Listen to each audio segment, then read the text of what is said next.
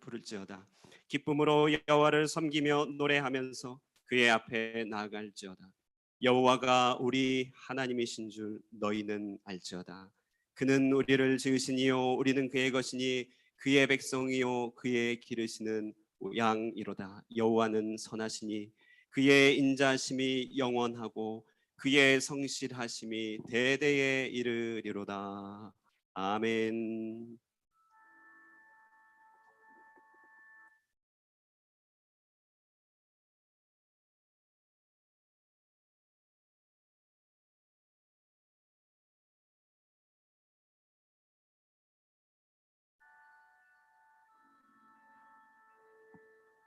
지금도 살아계시며 온 세상을 주의 뜻대로 통치하시는 거룩하신 주 성삼위 하나님, 이 시간 우리가 드리는 예배 가운데 임재하여 주시고 우리의 예배를 받아 주시옵소서. 예수님의 이름으로 기원하옵나이다.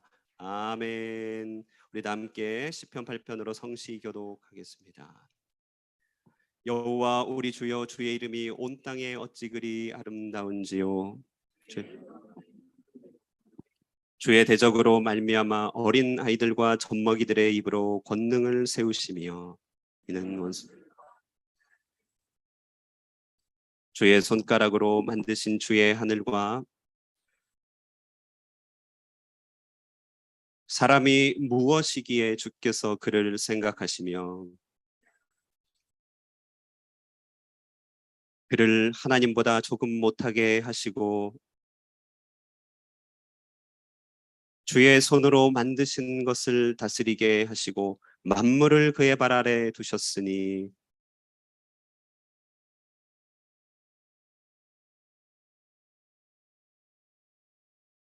다 같이 읽겠습니다. 여호와 우리 주여, 주의 이름이 온 땅에 어찌 그리 아름다운지요. 아멘. 사도신경으로 신앙 고백합니다. 나는 전능하신 아버지 하나님 천지의 창조주를 믿습니다. 나는 그의 유일하신 아들 우리 주 예수 그리스도를 믿습니다. 그는 성령으로 잉태되어 동정녀 마리아에게서 나시고 본디오 빌라도에게 고난을 받아 십자가에 못 박혀 죽으시고 장사된 지 사흘 만에 죽은 자 가운데서 다시 살아나셨습니다. 하늘에 오르시어 전능하신 아버지 하나님 우편에 앉아 계시다가 거기로부터 살아있는 자와 죽은 자를 심판하러 오십니다. 나는 성령을 믿으며 거룩한 공교회와 성도의 교제와 죄를 용서받는 것과 몸의 부활과 영생을 믿습니다. 아멘.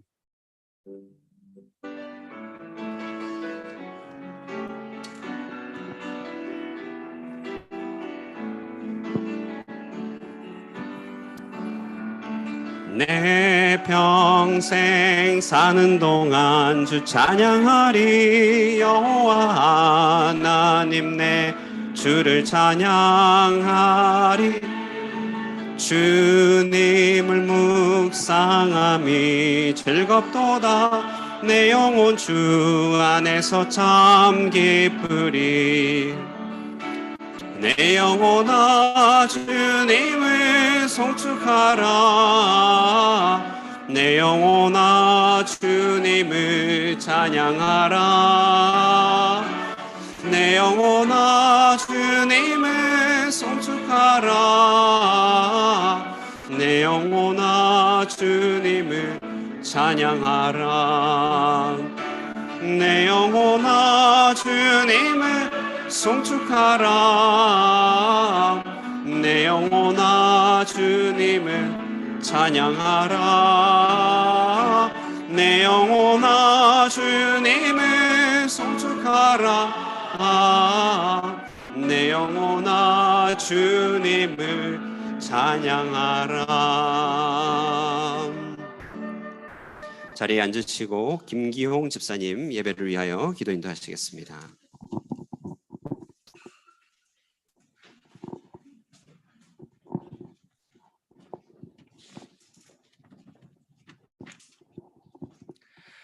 할렐루야. 우리의 참 인도자 되시는 하나님을 찬양합니다.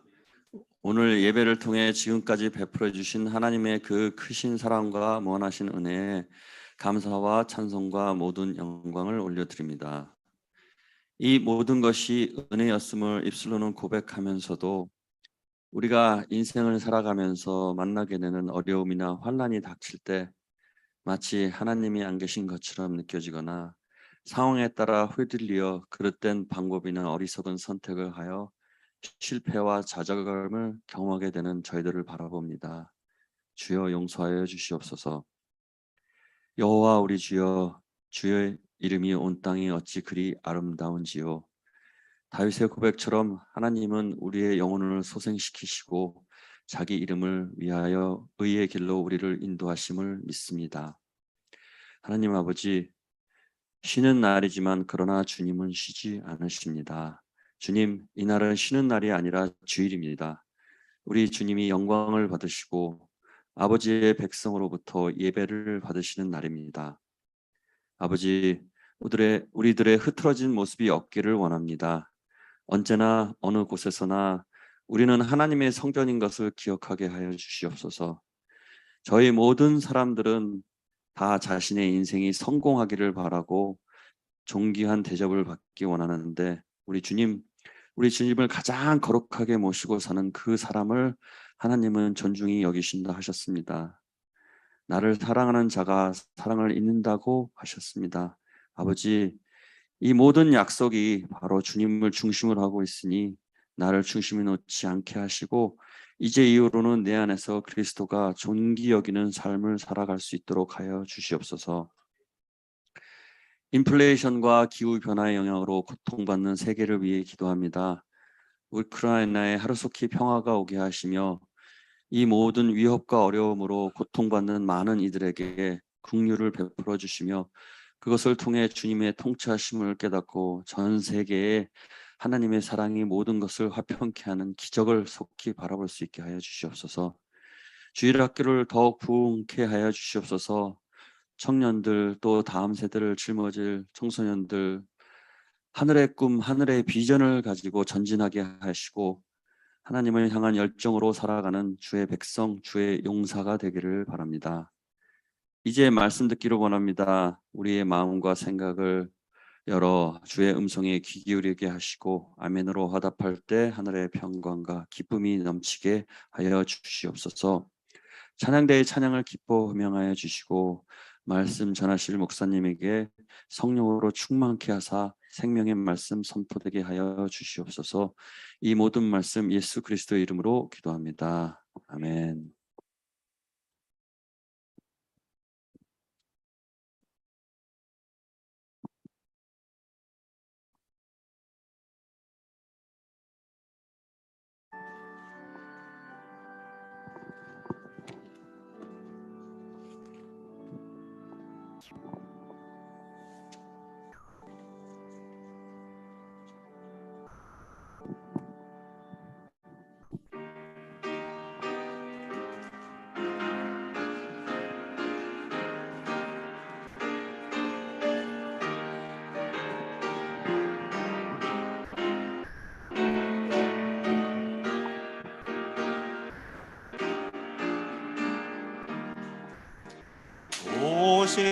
오실지라신 주 내 아버지 늘 함께 계시니 두려움 없네.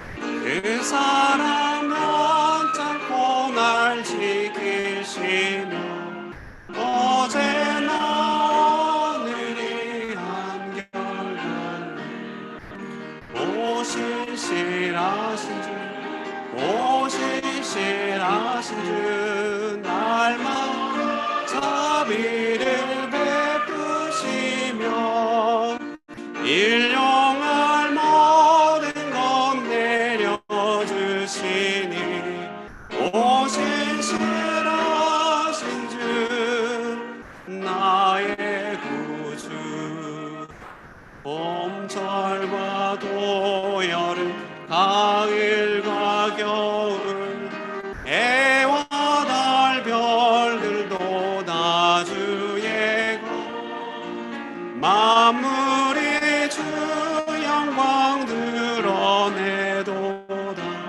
진실한 주 사랑 나타내 오 신실하신 주, 오 신실하신 주, 날마다 자비를 베푸시며 일용할 모든 것 내려주시니 오 신실하신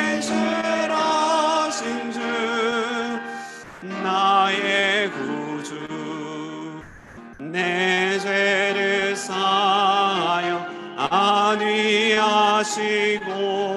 주 친히 오셔서 인도하는 오늘의 힘내고 내일의 소망, 주만의 만복을 내리시네.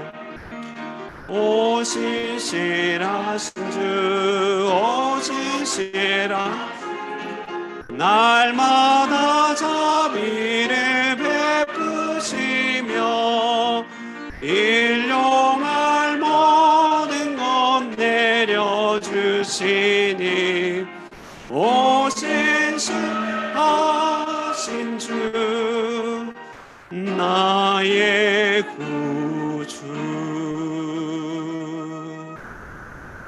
아멘. 오늘 우리에게 주시는 하나님의 말씀은 창세기 12장 10절로 20절까지의 말씀입니다. 구약성경 15페이지 창세기 12장 10절로 20절까지의 말씀.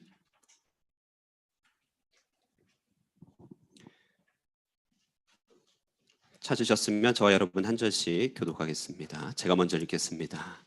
하나님의 말씀을 듣겠습니다. 그 땅에 기근이 들었으므로 아브라함이 애굽에 거류하려고 그리로 내려갔으니 이는 그 땅에 기근이 심하였음이라.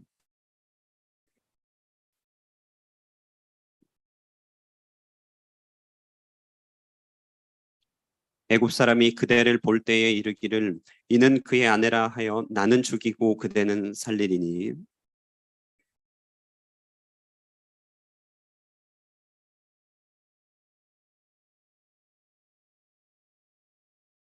아브라함이 애굽에 이르렀을 때에 애굽 사람들이 그 여인이 심히 아리따움을 보았고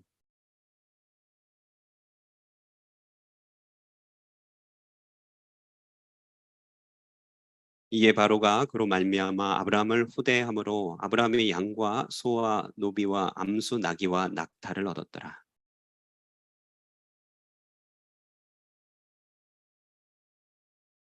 바로가 아브라함을 불러서 이르되 내가 어찌하여 나에게 이렇게 행하였느냐? 내가 어찌하여 그를 내 아내라고 내게 말하지 아니하였느냐?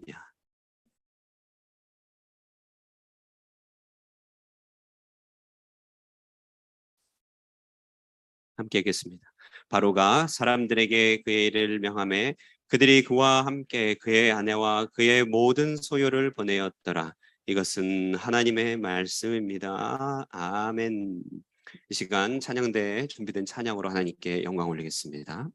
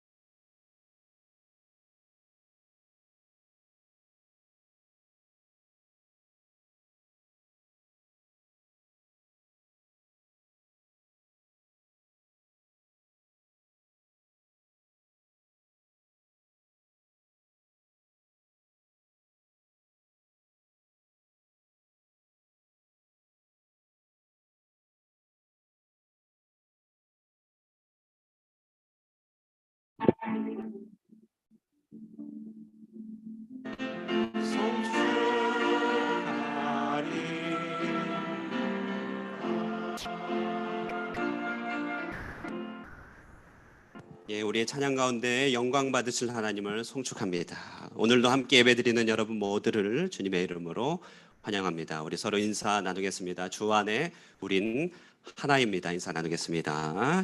주 안에 우린 하나입니다. 할렐루야.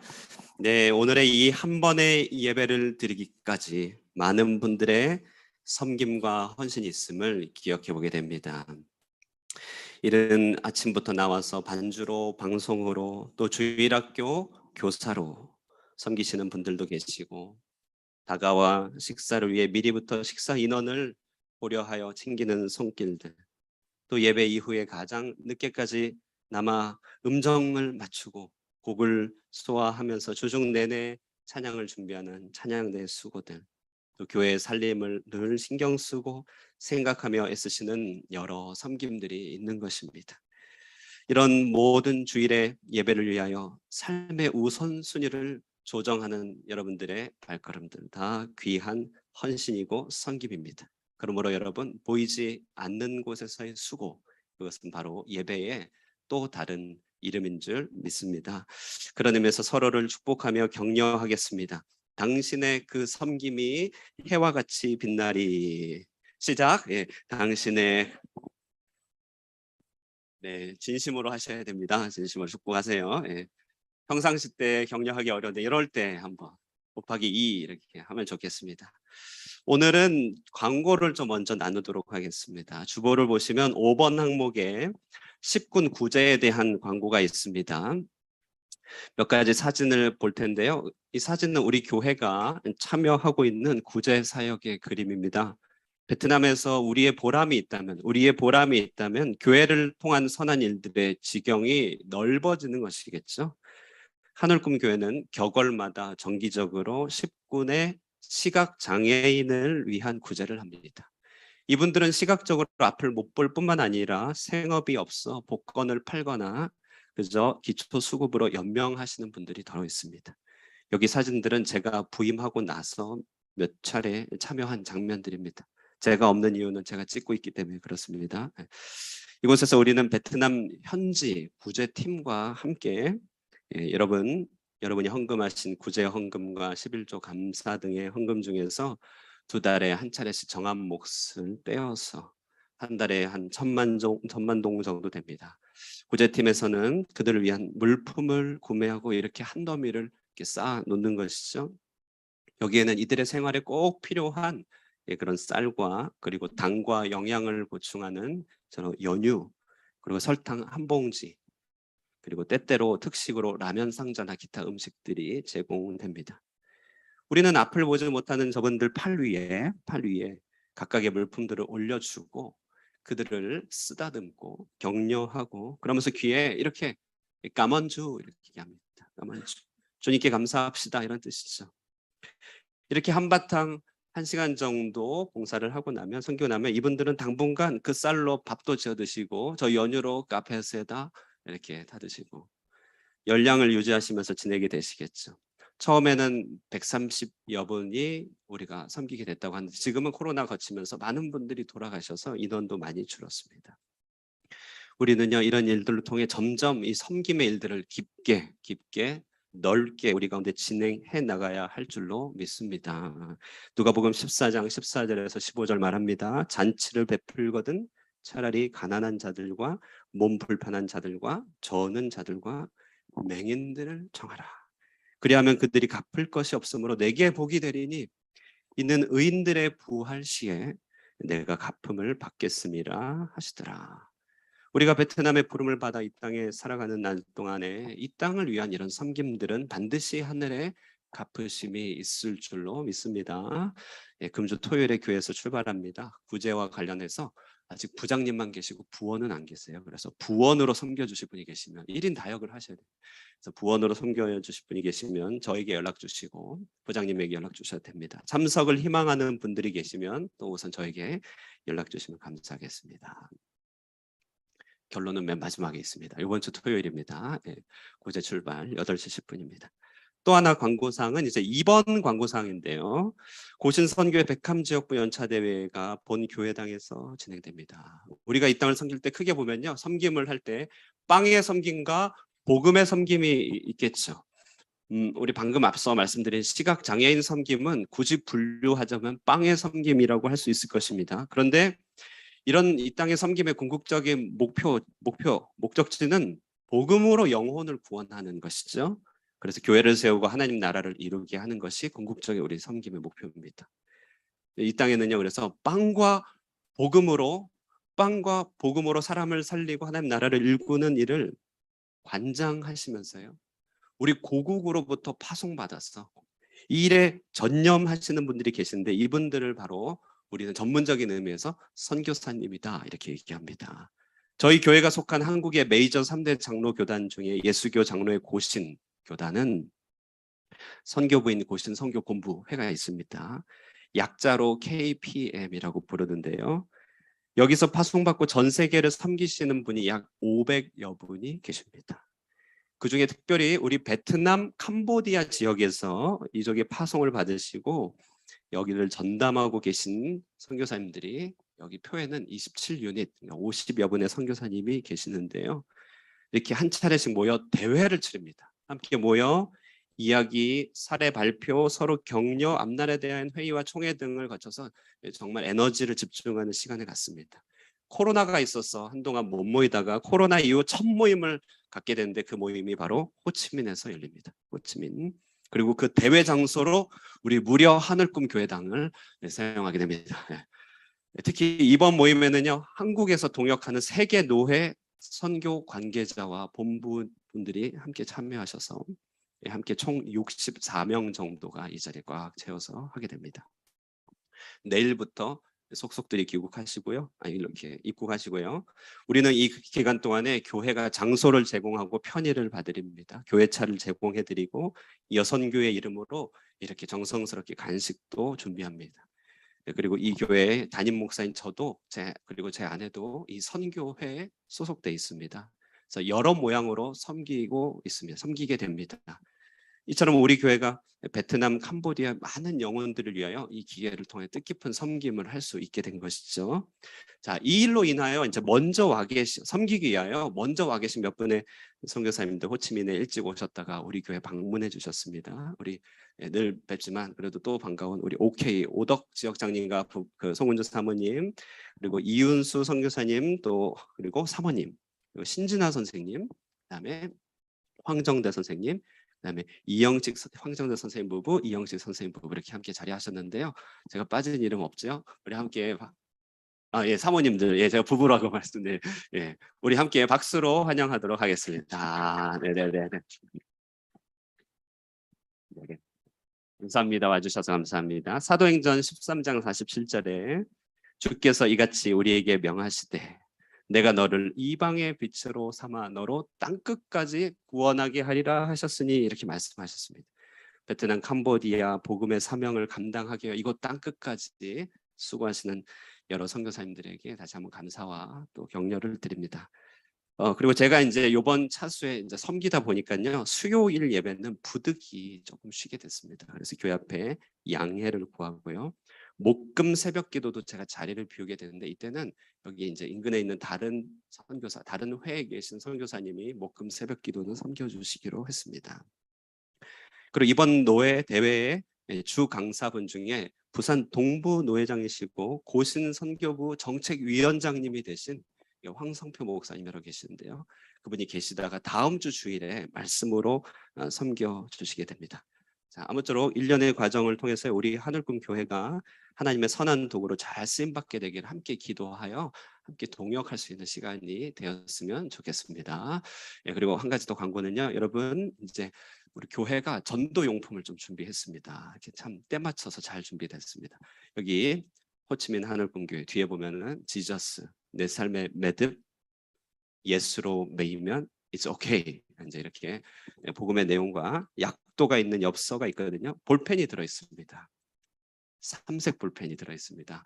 그래서 이것을 필요에 따라서 이렇게 챙겨주셨다가 여러분 이 교회가 궁금하거나 또 복음이 필요한 분들에게 나눠주셔서 전도용으로 쓰실 수 있길 바라고, 간혹 본인을 위하여 물티슈를 꺼내 쓰시는 분들이 계시는데 예, 봐드리도록 하겠습니다. 열심히 복음 전하는 분들에게 그 정도는 봐드리도록 하겠습니다.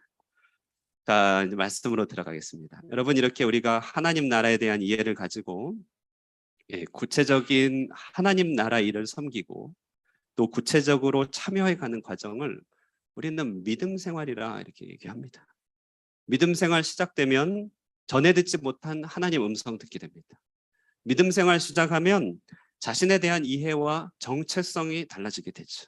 믿음 생활 시작하면 하나님과 보내는 시간 가운데 구체적인 결단과 순종을 하게 됩니다. 그래서 전에 없던 모험과 순례의 여정에 돌입하게 되고, 내가 지금 모든 것, 내가 지금 모든 시간, 물질, 에너지, 모든 관계들이 하나님 나라 안에서 재편되게 되는 일이 생깁니다. 이것이 믿음 생활이죠. 자, 바로 이와 같은 모습을 가장 대표적으로, 어찌 보면 성경에서 가장 최초의 모본으로 보여준 인물이 있다면 지난주에 살펴본 아브라함이라고 하는 사람입니다. 내가 너로 큰 민족을 이루게 하겠다. 내 이름을 창대하게 하겠다. 너는 복이 될 것이다. 천하 열방이 너로 말미암아 복을 얻을 것이다. 아브라함은 이 부름을 받고 그의 길을 나서게 되었습니다. 우리도 다 그런 하나님의 부름을 받고 순례의 길에 나서게 된 줄로 믿습니다. 이렇게 부름을 받고 나선 이 길, 우리는 종교적으로 표현하자면 세상의 정과 욕심을 뒤로 하고 하나님께 귀의하였다, 이렇게 표현할 수 있겠죠. 하나님께 귀의하겠다. 원래 불교 용어입니다. 부처에게 돌아갈 때 귀의하였다고 하는데요. 정말 우리 하나님께 귀의한 자들 아니겠습니까? 성경은 이런 아브라함을 일컬어 말씀을 따라갔고 마침내 약속의 땅에서 예배 생활하였다. 이것이 바로 저와 여러분의 이야기고 이 땅에 있는 수천 수백만 크리스찬들의 이야기인 것입니다. 자, 그런데 이렇게 시작된 가나안살이, 믿음의 생활이 이후에는 소설과 동화처럼 하나님과 더불어 오래오래 행복하게 살았다, 이렇게 끝나야 될 것 같은데요. 그런데 우리는 바로 다음 이야기인 오늘 본문을 통하여 좀처럼 이해하기 어려운 내용을 접하게 됩니다. 저는 본문을 많이 봤는데요, 볼 때마다 반복해서 보더라도 쉽게 납득하기 어려운, 적어도 세 가지 내용을 항상 보게 되고 부딪힙니다. 첫 번째는 그렇게 힘들게 순종하고 도착한 약속의 땅에 기근이 찾아왔다는 사실이죠. 그것도 심한 기근이 들었다는 것입니다. 순종 끝에 얻게 된 것, 기근의 실망이라고 한다는 사실, 굉장히 납득하기 어려운 스토리입니다. 두 번째, 그토록 대범한 순종으로 갈대 우르를 떠나 수천 킬로를 이동한 이 아브라함의 한 획을 긋는 믿음이 오늘 보면 형편없이, 볼품없이 무너지고 낭패 속에 빠져들어갔다는 이야기죠. 참 납득하기 어려운 이야기 중에 하나입니다. 그리고 세 번째, 정말 납득하기 어려운 것은 분명히 잘못은 아브라함이 했는데 도리어 재앙은 애굽이 받고 아브라함은 큰 위로 가운데서 애굽을 떠나게 된다는 것입니다. 자, 이 이야기는 정말 읽을수록 참 이게 무슨 뜻인가 생각하게 하는 그러한 이렇게 꺾여진 본문과 같은 느낌이 듭니다. 운전면허 시험으로 치면요, 쉽게 점수를 까먹곤 하는 T자 코스나 S자 코스 같아요. 운전면허 기억들이 있으십니까? T자, S자. 거기서 많이들 떨어지죠. 갔다가 뒤로 돌아와야만 하는 코스인 거고, 그리고 S코스처럼 이렇게 돌다 보면은 저 끝이 닿아서 감점이 되고 마는, 그렇게 굽이진 쉽지 않은 길목, 신앙의 길목, 바로 오늘 본문입니다. 오늘 이 일화에서 나온 세 가지 아이러니, 어떻게 순종하여 간 믿음의 삶의 기근이 찾아오고 떠나지 않는가, 머물러 있는가, 또 어떻게 한때 그토록 신앙적이었던 그가 이렇게도 쉽게 무너진단 말인가, 그리고 어떻게 잘못은 아브라함이 했는데 도리어 후한 위로를 받고 애매한 세상의 벌을 받게 되는가. 이런 세 가지 도전은 어쩌면 우리가 늘 신앙 가운데 넘어지는 길목일 것입니다. 아마 거기서 우리는 걸려서 능력 있고 건강한 신앙인으로 자라가지 못하는 방해들을 받고 날 것입니다. 역으로 말하면 신앙의 새로운 지경으로 나아가는 생장점이 일일이 될 수도 있다는 말입니다. 이 세 가지 아이러니들, 여러분 궁금하지 않습니까? 여러분 혹시 이것 때문에 고민한 적은 없으십니까? 왜 그런가? 왜 순종하여 간 믿음의 자리에도 기근이 찾아오는가? 12장 10절 말씀 한번 다 함께 읽도록 하겠습니다. 12장 10절 함께 읽겠습니다. 시작.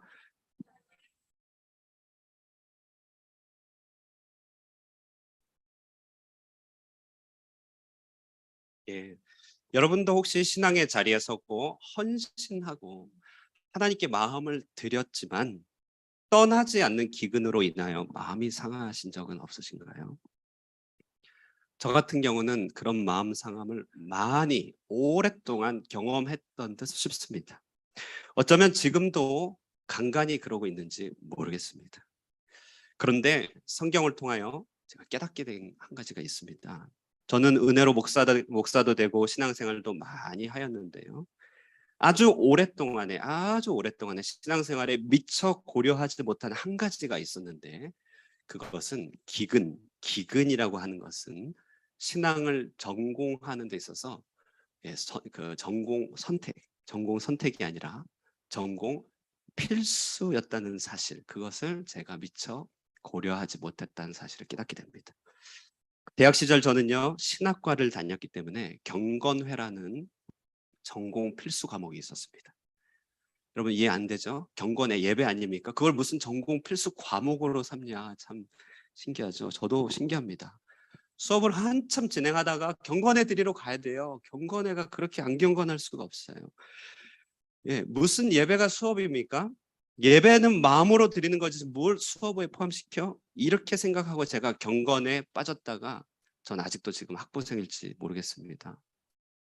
네 생각은 일리가 있다만 그래도 너는 그 필수 과목은 양보될 사항이 아니야. 이게 이제 필수 과목의 요건이죠. 피학점.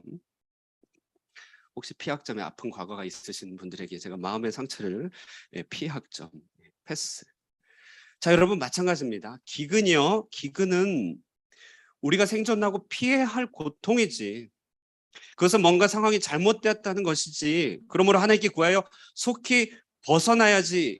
우리가 주로 이 정도까지 생각을 갖게 된다는 것입니다. 그런데 오늘 아브라함의 일화를 통해서 보여주는 바는 뭐냐면요. 기근을 지나가도록 하시는 것. 기근이 우리 삶 가운데 통과하도록 하시는 것.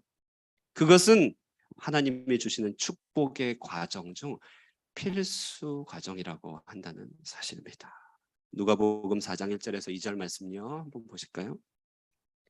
예수께서 성령의 충만함을 입어 요단강에서 돌아오사 광야에서 40일 동안 성령에게 이끌리어 마귀에게 시험을 받으시더라. 이 모든 날에 아무것도 잡수시지 아니하시니 날수가 다음에 줄이신지라. 여러분 이 본문이요. 예수님이 세례 받으시고 성령이 충만하여 공생애라고 하는 그의 사역을 본격적으로 시작하는 첫머리였습니다. 성령 충만합니다. 그 다음에 하나님께 기름 부음 받았죠. 하나님께 파송 받았습니다. 얼마나 훌륭한 순간입니까? 그래서 그 충만한 성령을 받아 결국 그가 이끌린 것이 어디란 말입니까? 예, 정말로 황당하게도 광야였습니다. 광야에서 40일 가운데 그 광야에 시련을 받으셨던 것이죠.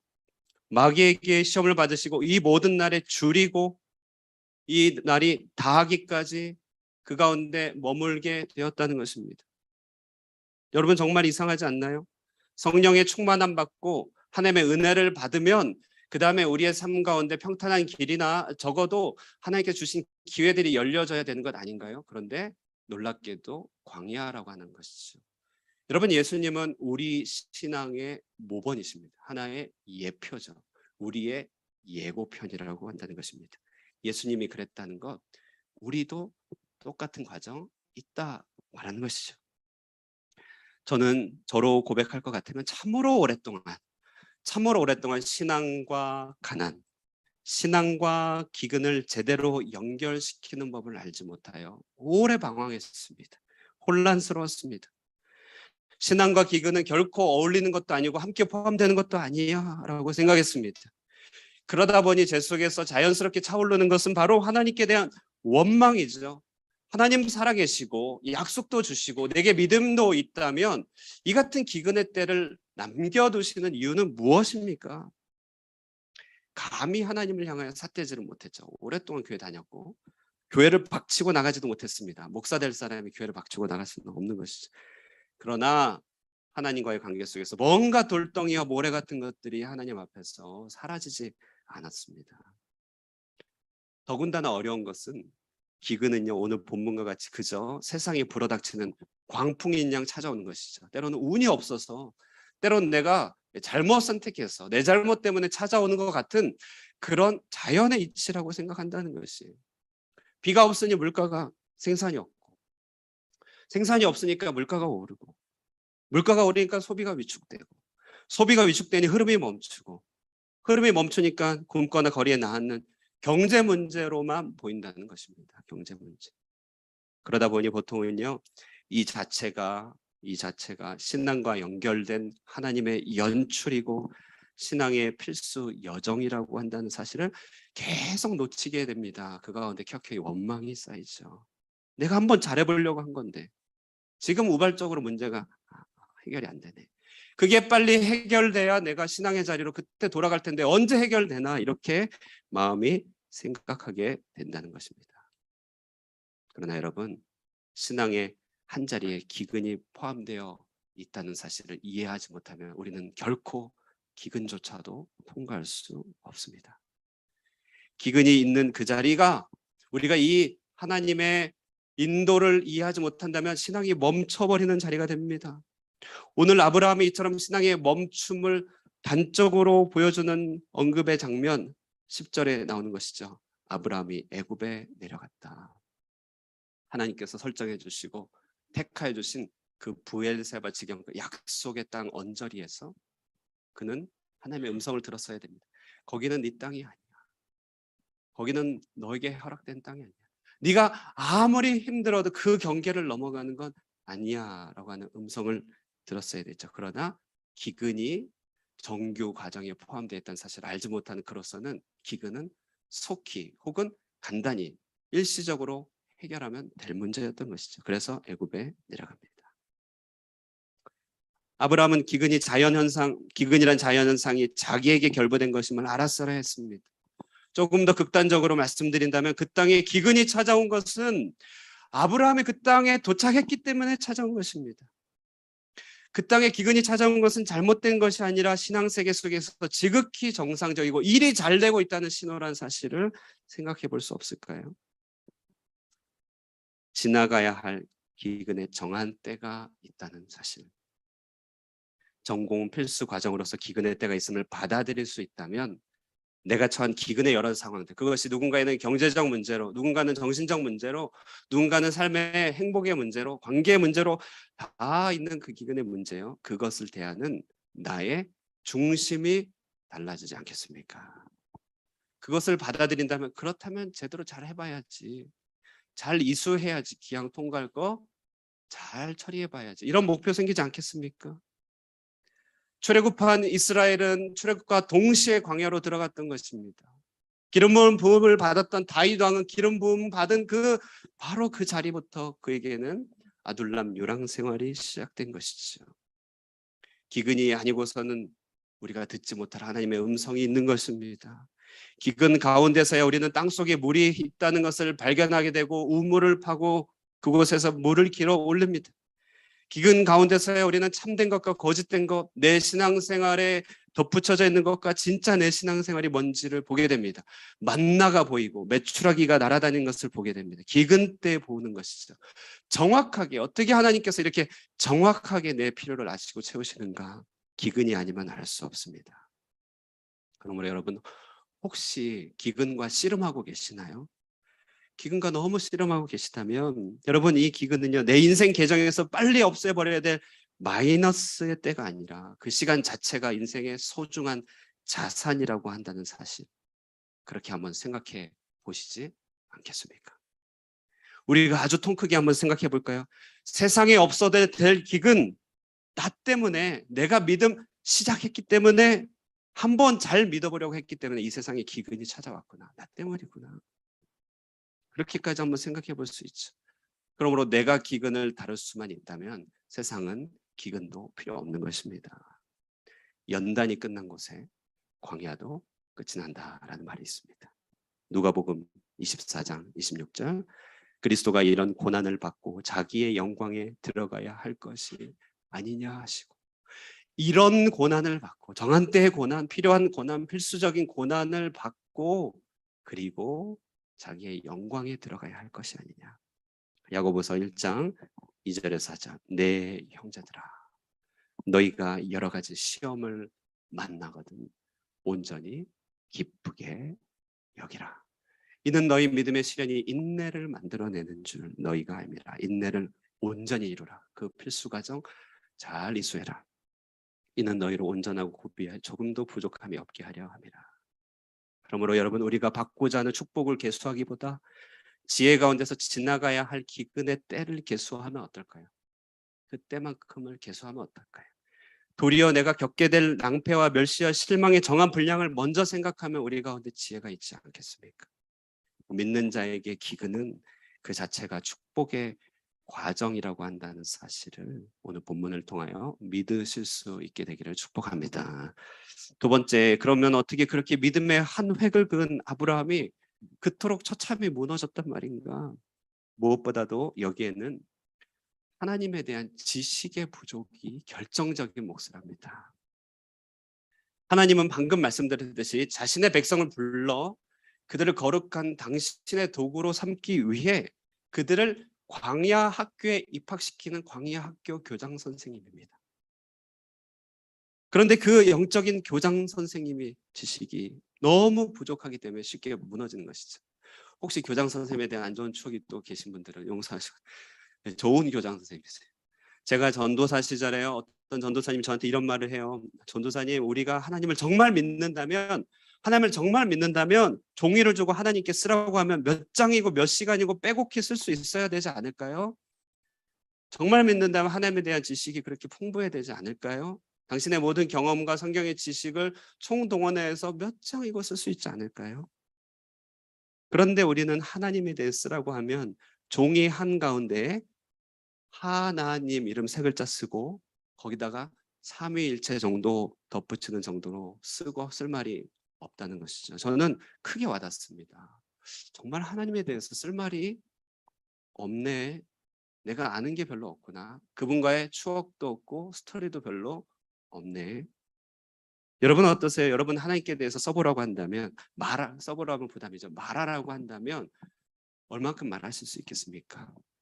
그런데 여러분 어떤 사물에 대한 지식이 내 생존과 결부되어 있다면 우리는 A4 몇 장이 아니라 몇 날 며칠도 얘기할 수 있는 거 아니겠습니까? 더러는 우리가 자서전을 써도 10권을 쓴다 이런 말을 하죠. 우리는 종종 하나님에 대한 이해의 부족이 우리를 나락에 떨어뜨리게 됨을 보게 됩니다. 하나님은 누구시고 그 인도하시는 방법이 무엇이고 어떤 식으로 내게 접근하시고 나를 훈련하고 연단하시는지 그 진로를 알지 못하니 우리는 그 중요한 계기 때마다 미끄러져 넘어질 때가 많죠. 그럴 때 우리는 쉽게 세상의 사람으로 돌아간다 애굽에 거류하게 된다는 것입니다. 신앙은 한 번의 결단이나 한 번의 체험이 아닙니다. 반복적인 종교 행위가 아니라 오늘날로 말한다면 항상 업데이트되는 지식입니다. 요한복음 17장 3절이죠. 영생은 곧 유일하신 참 하나님과 그가 보내는 자 예수 그리스도를 아는 것이다. 업데이트된 하나님에 대한 지식이죠. 이것이 아브라함을 미끄러뜨린 것이죠.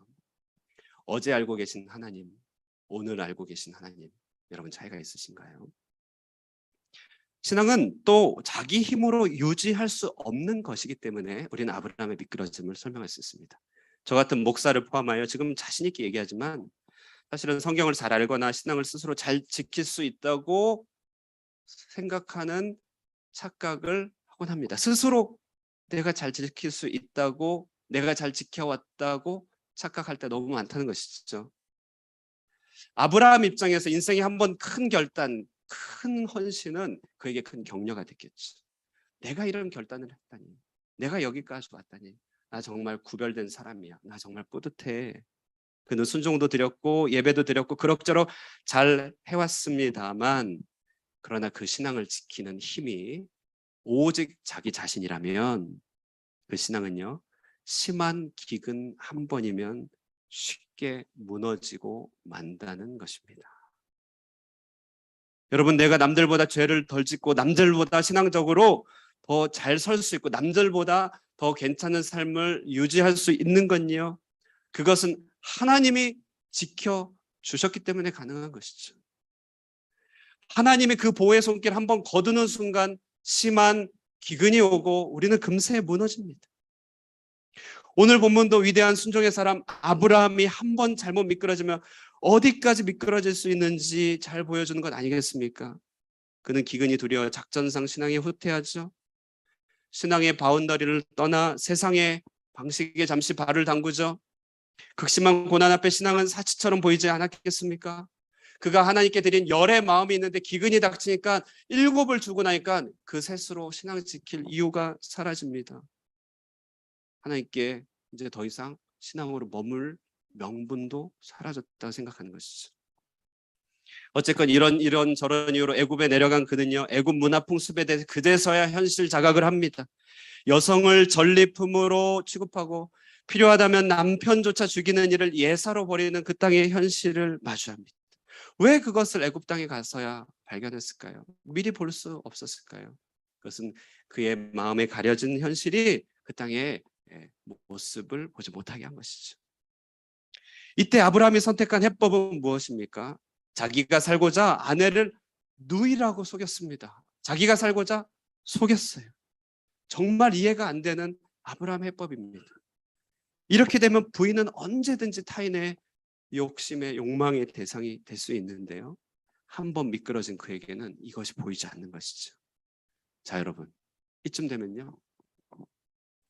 되면은 애굽의 사람들이 나쁜 사람인지 혹은 아브라함이 나쁜 사람인지 구분이 되지 않습니다. 말씀도 전할 때 그렇죠. 말씀도 우리 이렇게 말씀을 전할 때 때가 돼서 이렇게 확 집중하시는 경우도 있지만 또 덜어는 많은 분들이 또 깊은 이렇게 숙면에 빠지기도 합니다. 이것이 전하는 사람의 잘못인지 앉아 있는 사람의 잘못인지 헷갈릴 때가 많죠. 예. 예.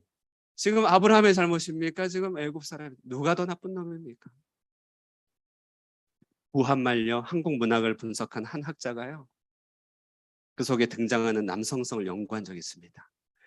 이들은요, 기울어가는 국가에 개탄하면서 비분관계하는 마음으로 그렇게 살아가면서 주로 행한 일이 뭐냐? 개탄 가운데 한 일이 술 마시고 노름하였다는 것이죠. 문학 가운데 추출해 보니까 남성성이 그렇게 나타나더라는 거예요. 이들은 그 자리에서도 모여서요, 시대의 아픔을 한탄하고 역사의 어둠을 안타까워합니다. 그러면서 아무것도 할 수 없음을 인해 그들은 또 한 번 계속해서 술을 마십니다. 그러는 사이에 부인들은요, 삶을 위해 무엇이라도 한다는 것이죠. 삭바느질이라도 하고 식모살이라도 합니다. 그러면 그 마음에 우러와 비통함에 있는 이들은 또 어떻게 합니까? 술을 먹고 이제 집에 가서 하는 일이 가산을 또 때려 부수는 일을 한다는 거죠. 아브라함 역시도요, 기근을 해결할 수 없는 문제 앞에 한탄하죠. 자기 힘으로 손 쓸 수 없는 애굽의 문화 정서, 그거 가운데 고통스러운 자기 자신을 연면하고 한탄하면서 아내의 고통을 넌지시 외면하더라는 것입니다. 넌지시. 결국 아브라함의 아내 사라는 예측한 대로 바로의 왕궁으로 불려갑니다. 작전대로 아브라함은 살아남게 됩니다. 그것도 아내의 값으로 얻게 된 재물을 얻게 된다는 것이죠. 본문은 여러 가지로 어떤 누구든지 길을 잘못 들면 어디까지, 어느 정도까지 나락으로 떨어질 수 있는지를 잘 보여줍니다. 하나님의 보호와 인도가 없다면 우리 신앙 자신할 수 없다는 것이죠. 은혜가 없다면 그 큰 발걸음도 한순간에 미끄러질 수 있습니다. 그것은 아브라함만의 이야기가 아니라 우리의 이야기입니다. 우리도 하나님께서 우리의 믿음을 지켜주셔야만 되는 것이죠. 그것이 오늘 아브라함의 일화를 통해서도 보여주는 것입니다. 우리는 누구도 스스로를 자신할 수 없습니다. 나는 이 정도까지 유지하면 돼라고 자신할 수 없는 게 한 번 미끄러지고 잘못 넘어지면 어디까지 갈지 알지 못하는 것입니다. 그러므로 우리는 늘 항상 겸손하게 하나님의 은혜를 구하는 믿음의 사람이 되어야 되는 것이죠. 끝으로 잘못은 아브라함이 했는데 왜 바로가 벌을 받고 아브라함은 상을 받아 출애굽을 할 수 있었는가? 우리는 정말 아이러니죠. 우리가 아는 상식에서는 잘못한 사람은 마땅히 벌을 받아야 되고 애매한 피해를 당한 사람은 위로를 받아야 되는데 도리어 아브라함은 위로를 받고 애굽이 벌을 받습니다. 자, 여기 이 본문에서요, 우리는요, 은혜를 원수로 갚은 아브라함과는 달리 죄를 은혜로 갚아주시는 하나님의 풍성한 사랑을 잠시 엿보게 됩니다. 애굽에 기근을 주신 거 하나님 뜻 아니겠습니까? 기근을 통해 교훈을 얻으면 됐습니다. 기근의 목적을 달성한 것이죠. 하나님의 관심은 그를 괴롭히거나 그를 벌 주는 게 있는데 아니라 아브라함을 세우는 데 있습니다. 그리고 사람을 세우는 유일한 힘은 은혜라고 하는 것이죠. 본문은 아브라함이 벌을 안 받은 것이 아니라는 것을 또 말해줍니다. 아브라함이 선택한 일 자체, 그가 당한 죄 자체가 그에게 엄청난 벌이었죠. 그는 두고 수치스러운 불명예를 남기게 된 것 아니겠습니까? 누군가 잘못된 선택을 해 큰 낭패를 당하고 있으면은 우리가 굳이 너가 잘못했다 말할 필요가 없는 게 그 낭패 자체가 그에게 벌이기 때문에 그렇습니다. 저는 이 본문의 아브라함을 보면서 옛날 친구 영화가 떠올라요. 장동건이죠. 친구 요성한테 칼로 배를 찔릴 때 확 찔리면서 하는 얘기가 있습니다. 고마해라. 말 못다 아이가 이렇게는. 충분히 나 벌 받았어.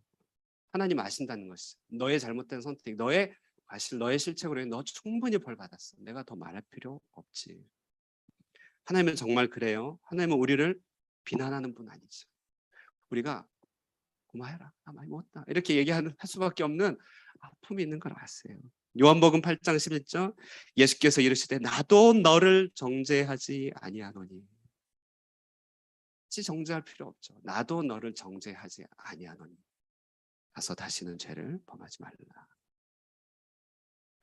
이것이 바로 오늘 이 아이러니한 보상의 한 가지 연원입니다. 그런데요, 또 하나 깊게 살펴볼 게 있습니다.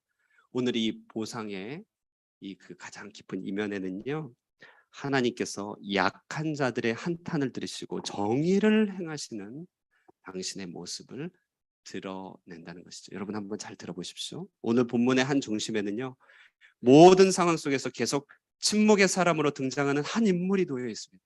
모든 상황이 펼쳐지는데 유독 한 인물은 계속 침묵합니다. 누구인가요? 바로 사라죠. 사라. 여러분 사라를 생각해 볼까요? 그녀는 삼중의 억압을 당하고 있습니다. 먼저는 기근이라고 하는 압박입니다. 기근. 경제적으로 어려우면 가장 먼저 힘든 것은요, 아무래도 안주인 아니겠습니까? 실제적으로 문제를 부딪히고 살림을 살아가야 되니까 그것 자체가 압박입니다. 자, 그러나 그것까지는 괜찮아요. 약속을 따라 나왔고 그리고 함께 나왔기 때문에 괜찮습니다. 그런데요, 애굽으로 가는 자리에서 애굽 사람들이 사라를 보면서 사라를 향해 보여준 그 시선들은 사라는 참 견디기 힘든 것이겠죠. 애굽 사람들의 광포, 그들의 탐욕들, 그들의 정욕들, 그들의 모든 불의와 죄 가운데 둘러싸여 있는 이 눌림들은 사라로 하여금 몸서리치게 했을 것입니다. 자, 그런데요, 사라는 바로 이 애굽의 광포 속에서 이중의 눌림을 받게 되는데요. 그것은 애굽 문화 자체가 그녀에게 눌림이고 어려움이었겠지만, 그러나 그 속에서요, 남편을 누이라 부르는 그의 대처에서 얼마나 큰 눌림이 있겠습니까? 목숨이 위태롭다고 자기를 누이라고 부르는데 거기서 박차고 나 그거 못해 라고 어떻게 얘기하겠어요? 사라는 기근의 때에도 아브라함의 제안의 때에도 계속 할 말을 잃어가는 것이죠. 그래서 그는 침묵하게 됩니다. 마침내 그녀는 애굽의 왕실로 후첩으로 성적인 대상으로 끌려갑니다. 그러나 그 모든 과정 가운데서 그녀가 할 수 있는 일은 아무것도 없죠. 아무 말을 할 수가 없습니다. 그러므로 오늘 본문은요, 감히 큰 소리 한번 내보지 못하고 땅 위에서 가슴을 치며 가슴을 치면서 호소하는 약한 자들의 호소가 깊게 배어 있는 본문인 것이죠. 하나님은 그 사라의 소리 없는 기도를 들으신 것입니다. 한 사람의 연약한 자가 아무 소리도 내지 못하고 그 처량한 일을 당하도록 하는 세상의 문화들, 세상의 이 모든 배경들, 하나님은 사라를 통하여 그들에게 철퇴를 가하시는 것이죠. 그러므로 아브라함 잘한 것 하나 없죠. 아브라함은 그 잘못 그대로 받고 하나님께 용납을 받지만 사실은 사라의 가슴 치는 기도를 응답하신 것이죠. 그러므로 그 땅에 정의를 행하신 것입니다. 여러분, 여기 이 사라는 그러므로 세상 권세나 세상의 큰 목소리 가운데 언제까지나 연약한 자로 설 수밖에 없는 신구약의 모든 교회들을 대표하는 대명사가 됩니다. 가인에 의하여 피해 호소로 부르짖었던 아벨의 그런 대명사입니다. 그리고 이 땅 가운데서 믿음 지키느라 감히 소리를 내지 못하고 하나님을 향하여 가슴만 치는 그런 모든 사람들의 간구를 대표하는 것이죠. 하나님께서는 우리 모든 소리 내지 못하는 기도를 들으시사 때가 되매 그렇게 우리로 하여금 억압하고 소리 내지 못하게 하는 이 땅의 모든 뿌리들을 정의로 다스리시는 것입니다. 이것이 바로 오늘 본문에서 나타나는 가장 큰 위로이죠. 여러분, 오늘 본문은 나중에 이스라엘 백성이 출애굽하는 패턴을 그대로 보여줍니다. 비록 이스라엘은 그들과 동화되었지만 하나님의 백성 노예로 살던 그들을 구출하실 때 하나님은 바로에게 철퇴를 가하시고 많은 재물을 얻게 하시죠. 우리도 마찬가지입니다. 우리도 주 안에서 믿음 가지고 하나님 앞에 호소하고 부르짖을 때 하나님은 때가 되면 하나님께서 들으신다는 것이죠. 자, 그러므로 오늘 본문 세 가지 아이러니 정리해 봅니다. 어떻게 약속의 땅에 기근이 옵니까? 기근은 필수 과정입니다. 어떻게 그 믿음 좋은 사람이 넘어집니까? 하나님이 지켜주지 않으면 우리도 넘어질 수 있습니다. 어떻게 잘못은 아브라함이 했는데 하나님께서는 애굽을 주시고 아브라함을 위로하십니까? 하나님은 우리 죄악 가운데서 충분히 벌을 받았음을 아시고 우리에게 정죄치 아니하시고 용납하십니다. 그 가운데서 무엇보다도 의의 호소로 부르짖는 자들의 기도를 잊지 않으신다는 것입니다. 이 하나님이 우리 하나님입니다. 오늘을 살아가는 동안에 이 하나님을 믿고 살아갈 때 우리는 신앙 안에서 강건해질 수 있는 것입니다. 그러므로 이 아브라함의 하나님이 우리 모두의 하나님, 이 사라의 하나님이 여러분 모두의 하나님이 되시기를 주님의 이름으로 축원드립니다. 우리 함께 찬양하겠습니다. 찬송가 301장 찬양하겠습니다. 301장 찬양하겠습니다. 그렇습니다. 우리의 마지막 날에는 이 찬양을 부를 것입니다.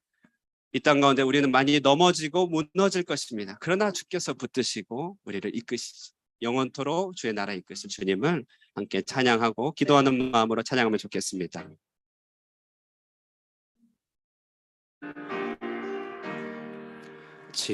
지금까지 지내온 것 주의 크신 은혜 한이 없는 주의 사랑 어찌 이루 말하랴 자나깨나 주의 손이 항상 살펴주시고 모든 일을 주 안에서 영통하게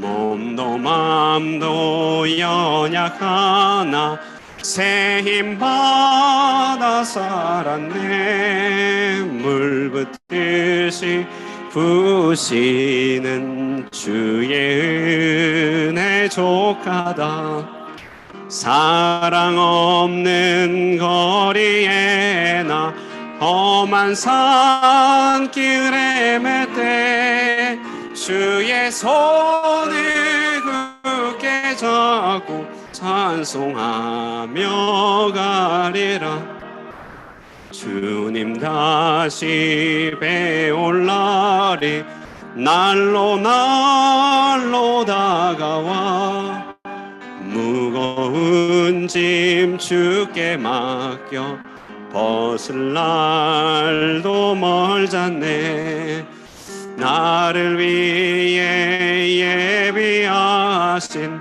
고향 집에 돌아가 아버지의 품 안에서 영원토록 살리라. 우리 함께 말씀 생각하시면서 기도할까요? 그렇습니다. 약속의 땅에 기근이 있습니다. 주님의 뜻을 따르고 주님의 인도를 따라 발걸음을 옮겼지만 여전히 있는 그 기근으로 인하여 우리는 때로는 마음이 상합니다. 하나님께 나아가지 못합니다. 그리고 하나님께 나도 모르는 원망이 일어납니다. 그러나 여러분 기근의 정한 때 그것은 하나님의 뜻이고 하나님의 인도고 하나님의 돌보신 가운데 있는 것입니다. 그 가운데 우리에게 만나 보여주시고 매출하게 보여주시고 정확한 하나님의 간섭들을 보여주십니다.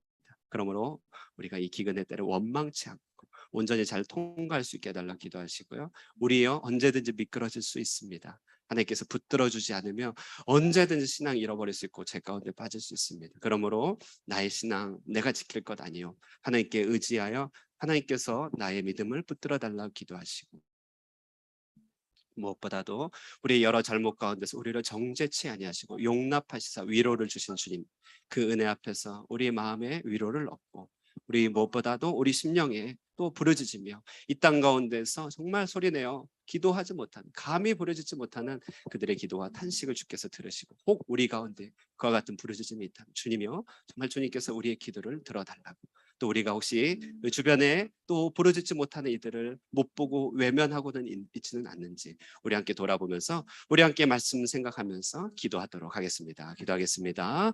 살아계신 하나님 아버지 감사합니다. 오늘 이 말씀을 통하여서 우리의 삶과 아버지 신앙이 아버지 여러 가지 그렇습니다. 주님 주께서 아버지 정하시고 꼭 필요한 날들 동안에 아버지 다뤄야 될 이 모든 과정들 하나님 아버지 우리가 믿지 못함으로 하나님 아버지 생각지 못함으로 하나님 내가 나도 모르게 하나님을 원망하며 이때를 지혜롭게 보내지 못하게 됨을 보게 됩니다. 하나님 이 기근의 때를 잘 통과할 수 있게 하여 주시고 믿음 안에서 하나님 주님 아버지 내 심령을 세워갈 수 있게 도와주시옵소서. 주님 나의 힘으로 믿음 지킬 수 없습니다. 하나님 내 생각과 내 지혜로 판단할 수 없습니다. 언제든지 넘어질 수 있습니다. 주님이여 나에게 믿음을 더하여 주시고 하나님 믿음 아버지 온전히 생각을 붙들어 주시고 하나님을 아는 지식 가운데서 그리고 하나님의 인도하심을 믿는 신뢰 가운데서 하나님 아버지 주님 앞에 아버지 충성을 다하게 도와주시되 무엇보다도 하나님 우리의 아버지 죄를 정죄치 아니하시고 위로하시며 붙들어 주시는 하나님께 감사케 하여 주시옵소서. 봉헌하도록 하겠습니다.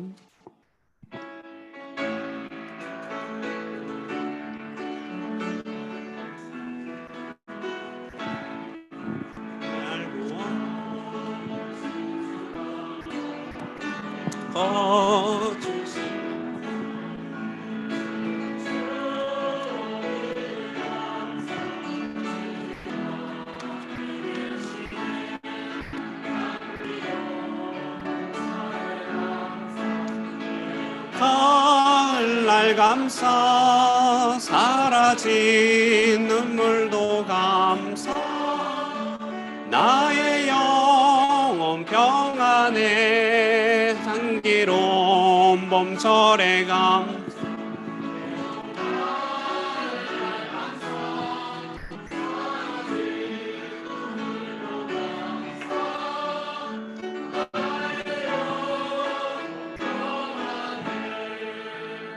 살아계신 하나님 아버지 오늘도 예배 가운데 임재하여 주시고 말씀으로 성령으로 우리에게 다가오시사 하나님의 지혜의 말씀을 베풀어 주시니 감사합니다. 기근의 때에 찾아온 하나님 우리의 믿음의 시련들 주님의 말씀 안에서 능히 잘 이겨나갈 수 있게 하여 주시고 주님의 돌보신 가운데 우리의 믿음이 약하여지거나 떨어지지 않고 굳게 설 수 있도록 도와주시옵소서. 무엇보다도 우리의 잘못을 정죄치 아니하시고 용납하시사 은혜로 우리의 심령을 굳게 세워주시는 주님 우리가 알지 못하고 우리가 감히 부르짖지도 못하는 우리 속사람의 하나님 주님을 향한 부르짖음을 주님께서 들어 응답하여 주시사 이 땅 가운데 정의를 드러내어 주시고 하나님의 위로와 하나님의 평강과 갚아주심이 이 땅 가운데 충만하도록 역사하여 주시옵소서. 놀라우신 하나님 그 하나님의 이름을 찬미하고 감사하며 이 시간 우리의 마음과 정성을 다하여 예물을 드립니다. 우리가 드리는 예물 주님께서 흠량하여 주시고 이 예물이 쓰이는 곳마다 그 아름다우신 선하신 주님의 이름이 만방에 퍼져갈 수 있도록 축복하여 주시옵소서. 이 한 주간 오늘 계시된 하나님과 더불어서 손 붙잡고 나아갈 때 승리 허락하여 주시고 날로 더 풍성하여 주는 은혜의 역사가 우리 삶을 가득 채우도록 인도하여 주시옵소서. 예수님의 이름으로 기도드리옵나이다. 아멘. 이제는 우리 주 예수 그리스도의 은혜와 하나님 아버지의 극진하신 사랑과 성령 하나님의 교통하시는 역사가 주의 인도하신 가운데 우리의 믿음을 굳게 세우기로 결단하는 사랑하는 하늘 꿈의 모든 권속들과 함께 예배한 모든 예배자 그리고 우리 모든 선교사님들 위해 영원토록 함께 있을지어다. 아멘.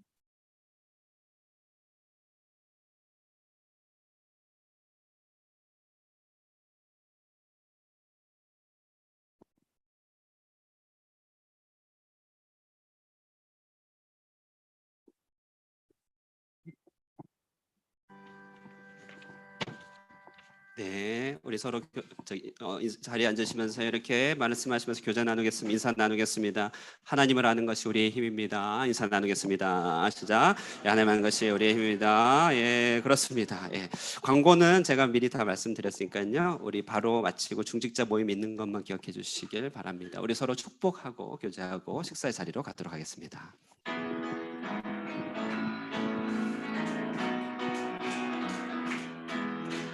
축복합니다. 주님의 이름으로 축복합니다. 축복합니다.